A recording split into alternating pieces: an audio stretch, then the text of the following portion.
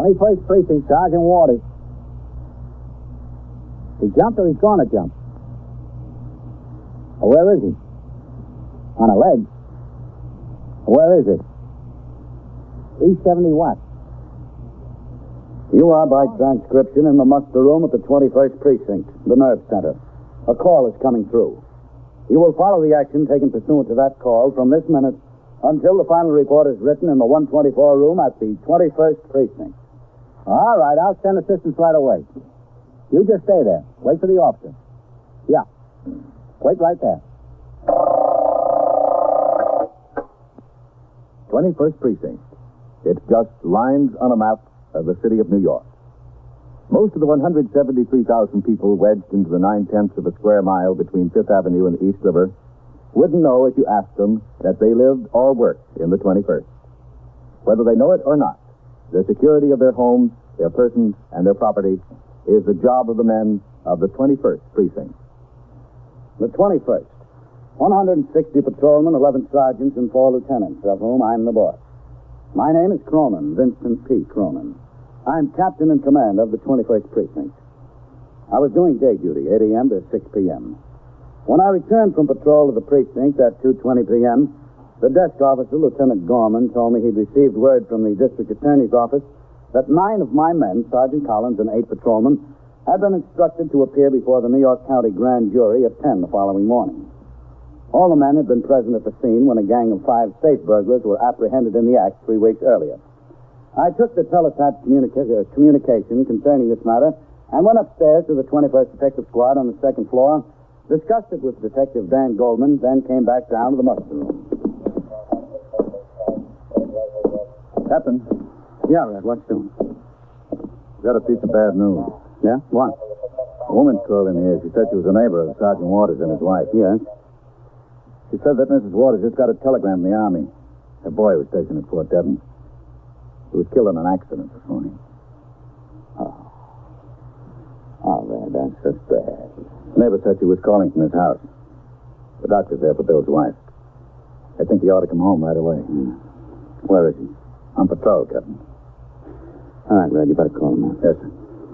Sergeant, put out a call for Sergeant Waters. Okay, Lieutenant.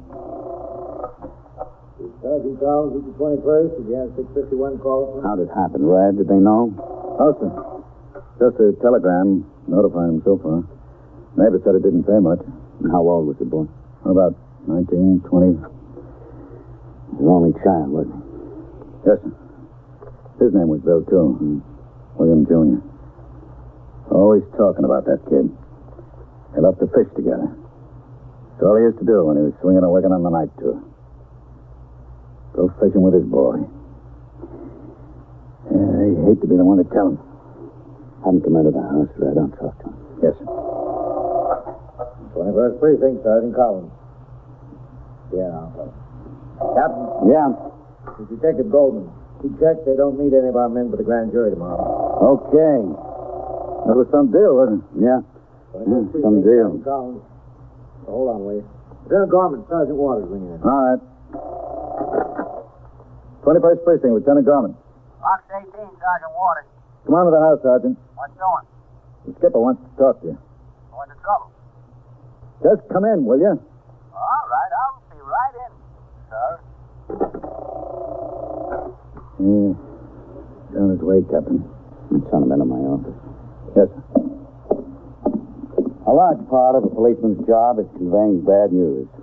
Hardly a day goes by that we're not required to notify a wife or mother or father or a husband that someone close is dead or sick or in serious trouble. These notifications are difficult enough when total strangers are involved.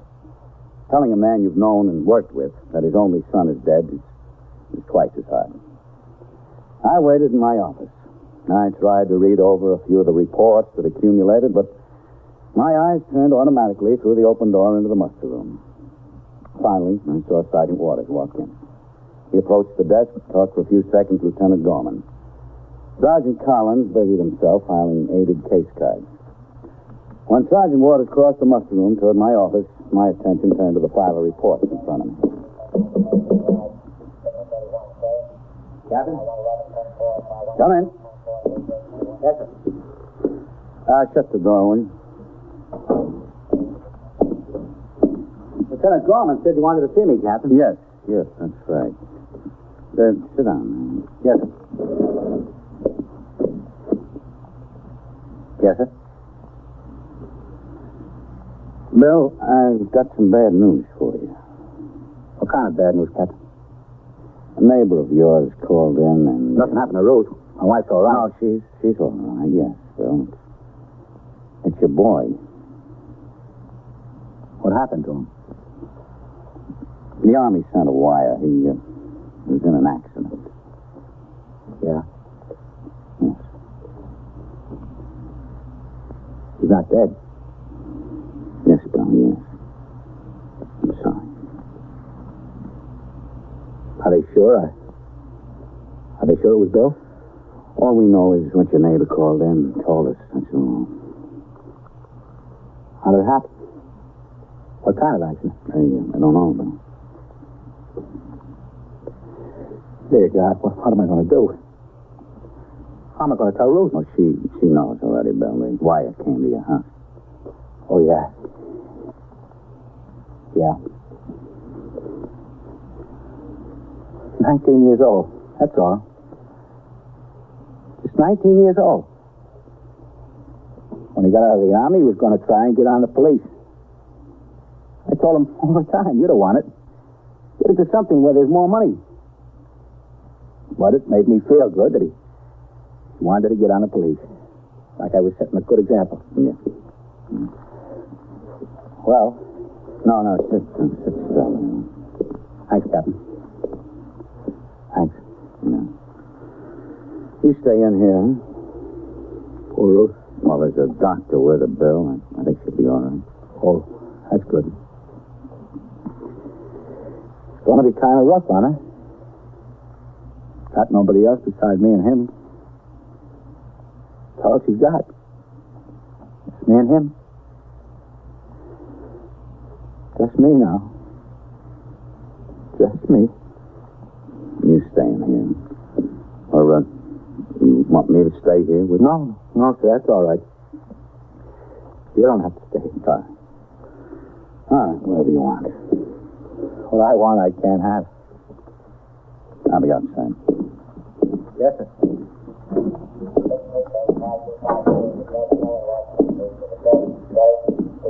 How is he? You all right, Captain? Yeah, I guess so, Red. You think somebody ought to stay there with him? He wanted to be alone. Oh. Hello, Captain. Gorman? You got the message about your men not being needed at grand jury tomorrow. Yeah, I get it. You know what happened is the last. Somebody down at the DA's office. Oh, what's the matter? Bill Waters just got word his son was killed. Oh, that's rough. A nice kid. I met him once. He was in here. Captain, don't you think somebody ought to be in there with him? I don't know whether it's good to leave him in there alone. He ought to have company. This is one time when a man doesn't need company, Red. When he's crying. In about 20 minutes, Sergeant Waters came out of my office. He changed to civilian clothes.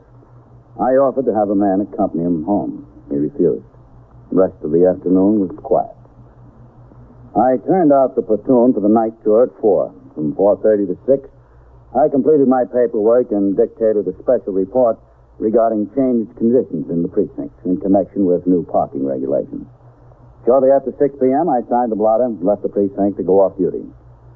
The following day, before I reported for my night tour, I drove to the home of Sergeant Waters in Queens.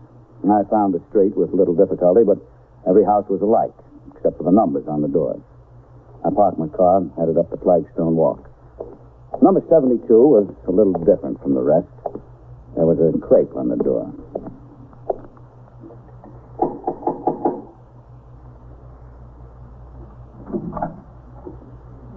Hello, Bill. Oh, Captain. Come in. Thanks. I hope you'll excuse the way things look around here. Sure. All that's happened and route so broken up, there hasn't been much chance to get things straightened out. Mm-hmm. They brought him home late last night.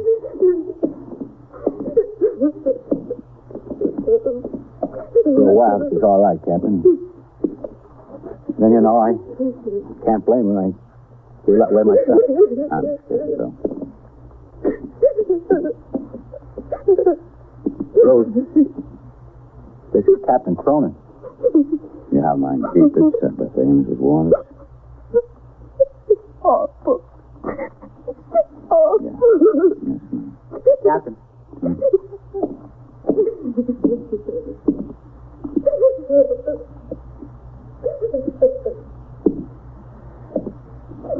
He's going to be 19 next month.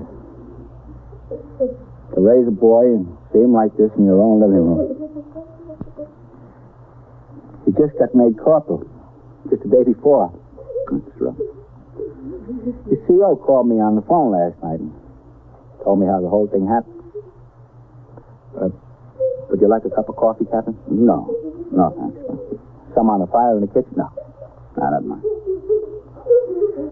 I think I'll have some myself. I haven't had a thing hardly since I first found out. Would you come in the kitchen with me? Sure. I'm just going in the kitchen, Rose. I'll be back. He's in bad shape. Terrible shape. I don't know how she'll be able to get through the funeral. In here, Captain.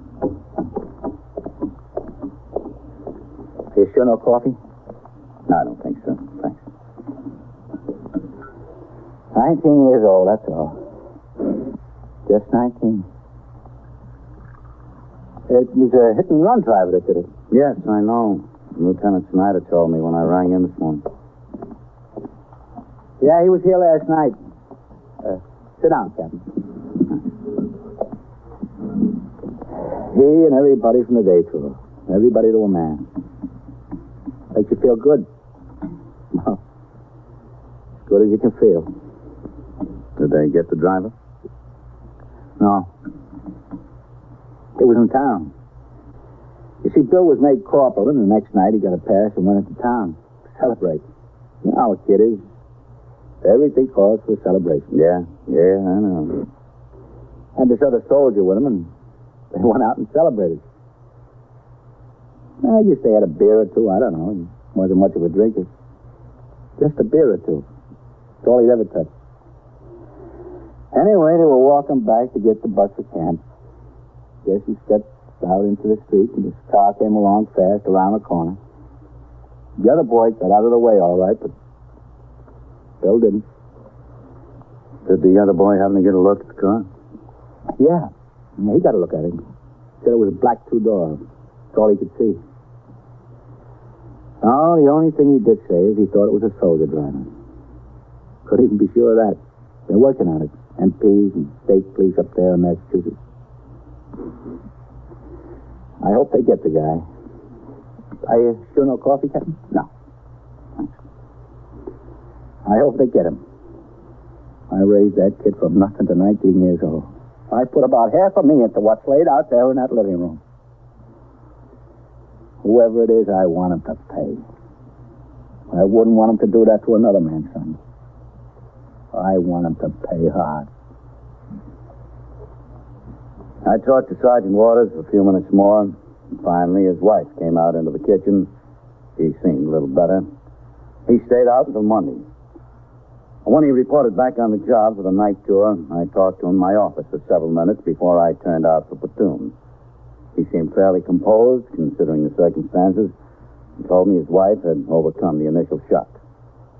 After I turned out for platoon, I met with a committee of 3 Lexington Avenue merchants who complained of high-pressure solicitation of funds by little-known charitable organizations. I referred them to the Department of Welfare, then phoned and made an appointment for them to see the Deputy Commissioner the next day. At 5:30, I went on patrol, returned to the station house at 7:10, signed the blotter, and walked over to TS where Sergeant Waters was on duty. A couple of messages for you, Captain. Yeah? And there's someone waiting for you. Huh? What? He said he was Yes. 21st Precinct, Sergeant Waters. So where's that? Yes, ma'am. We got a call on that from someone else a few minutes ago. There's an officer on the way over. He'll be there any minute. You're welcome, man. Oh, that's right. Family argument over at E67. No. Who is it waiting for me? Lieutenant Nayet, Captain. He says he's with the 1st Army Military Police, RD. Man, where is he? I asked him wait in your office. I told him you were back in the house in any minute. He's back in there. Okay, Sergeant, thanks. Yes. I'll be in my office. 21st Precinct, Sergeant Waters. All right. 27. Lieutenant Nayet? Yes, sir. I'm Captain Cronin. How do you do, Captain? Lieutenant Richard Nayet, 1st Army MP, RD. Glad to know you. Sit down. Thank you, sir. What can I do for you, Lieutenant? We've got an arrest to make in your precinct, Captain. Oh, you need some assistance? Yes, sir, I think we will. But that's not the problem right now, sir. Now, what is the problem? This fellow is AWOL. We've had the house staked out since last night. His wife's apartment, that is. We're 90% sure he's up there, but nobody's shown their head out of the place since we've been watching. Yes? Well, we thought either he or his wife would come out today.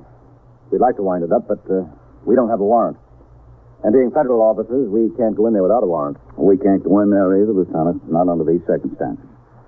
We've got to have reason to believe that there's evidence of a crime or a fugitive from a crime inside. And by crime, I mean a felony, not AWOL. He's also a fugitive in connection with a felony, sir. He is? Yes, sir. The Massachusetts State Police have got a warrant out for him on manslaughter. He's suspected of driving a hit-and-run car that struck another soldier and killed him. What was the name of the victim? We got the request to apprehend from the MPs at Fort Devens. I didn't notice whether it was mentioned in the report or not. Oh, yes, sir, here it is. Corporal William Waters, Jr. I think we can be of some assistance to you, Lieutenant. Thanks, Captain. Anything you can do will be appreciated. I'm glad to do it. The victim's father's a sergeant of police in this precinct. Oh, is he, sir? Yeah. That's a strange coincidence. That doesn't happen every day. Funny, huh? Funny? Oh, I'm sorry, sir. That's not exactly the word, is it? No, Lieutenant. No, not exactly. I told the MP officer the case was properly in the province of the detectives and took him upstairs. Lieutenant King was not in, but the MP officer told Detective Goldman and I that the soldier's name was John Deason, private first class, age 22. He said that Deason had a 24-hour pass on the same night Corporal Waters was run down, and he failed to report for duty the following day and had been AWOL ever since. This information had been forwarded to the 1st Army Military Police by Fort Devens MPs with a request that Private Deason's listed residence be checked. I assigned Sergeant Waters to the raid detail. He appeared to accept his instructions as he would in connection with any other duty assigned. We left the precinct house for the East 76th Street address at 10 minutes to 8. MP Lieutenant Nayet spotted the two men he had planted watching the building. He signaled for them to join us. The detectives, Lieutenant Nayet, Sergeant Waters, and myself, would lead the way up the stairs to the 4th floor. Two MPs right behind us would proceed straight up the stairs to the roof of the building to block an escape that way. The other officers would remain on the 3rd floor landing.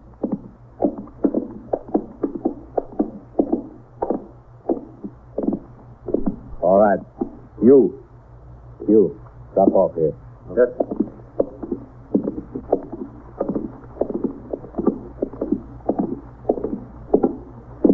Let the detectives and the MPs handle it, huh, Bill? We'll stay in the background. Yes, sir. Right, you keep away from the boy. Yes, sir.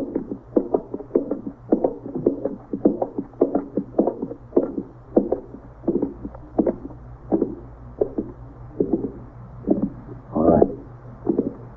Up quietly now.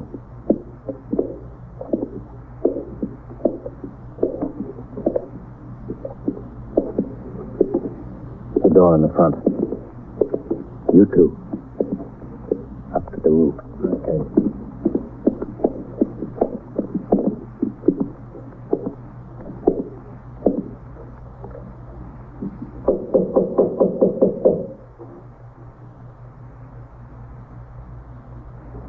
They're in there. I hear them.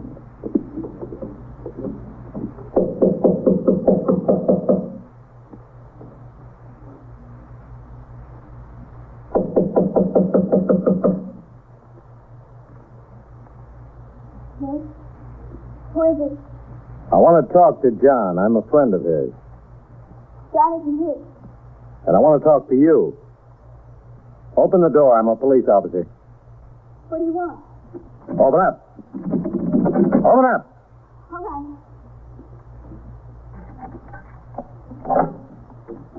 Where's John? Where is he? He's not here. Oh, no. Isn't he? All right, he is, but please, he's scared. He's scared half to death. He told me about the accident. He said he didn't see that soldier. It wasn't his fault. It really wasn't. Then why didn't he stop the car? I don't know. Where is he? I don't know why either. He just didn't, that's all. Where is he? In the bedroom. Is he armed? Does he have a gun? No, he doesn't have a gun. All right. Oh, wait a minute, please. I don't know what's the matter with him. He's sick, I think. He came home and he wouldn't leave the house. He wouldn't let me leave, not even for food. We haven't had anything to eat all day. He's sick. I know he's sick. All right. You stand there. You. Take care of him. Okay.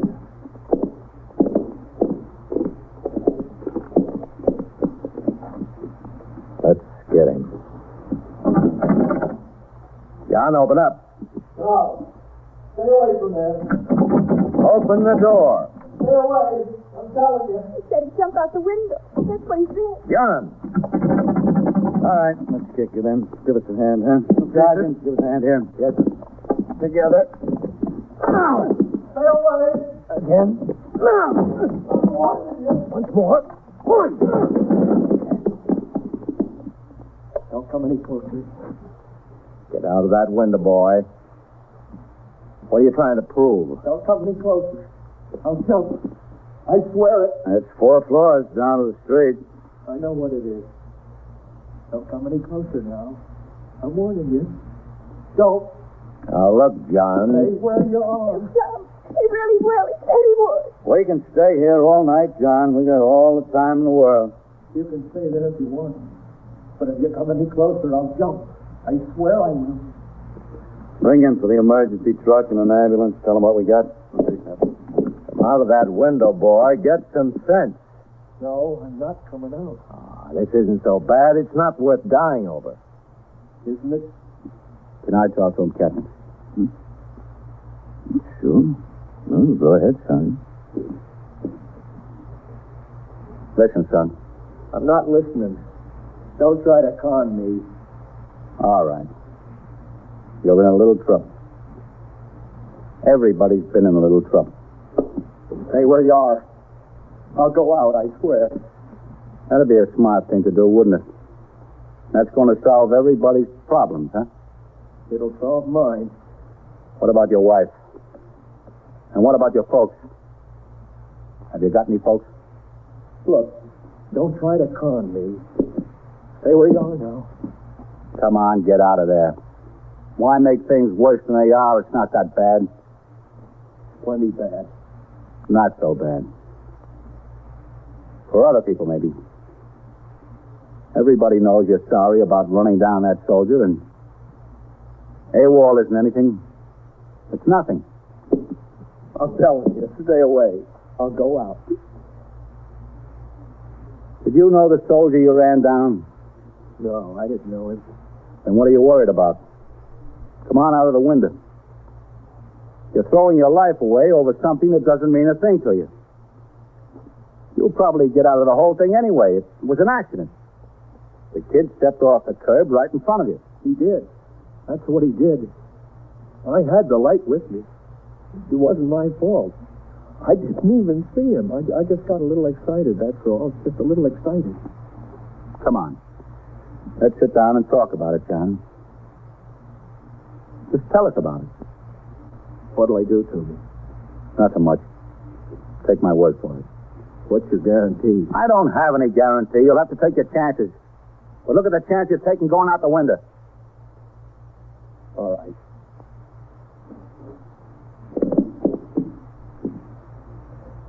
Now close the window.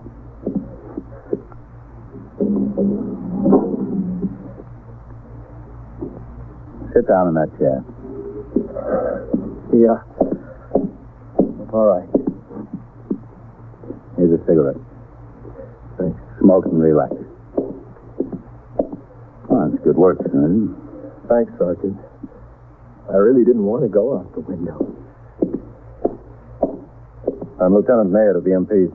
Well, that figures. He's your prisoner, Lieutenant. You're all right, Sergeant. You're okay. Thanks. I've just got away with boys. Yeah, you sure have. You must have one yourself. No. No, I don't, Johnny. No children.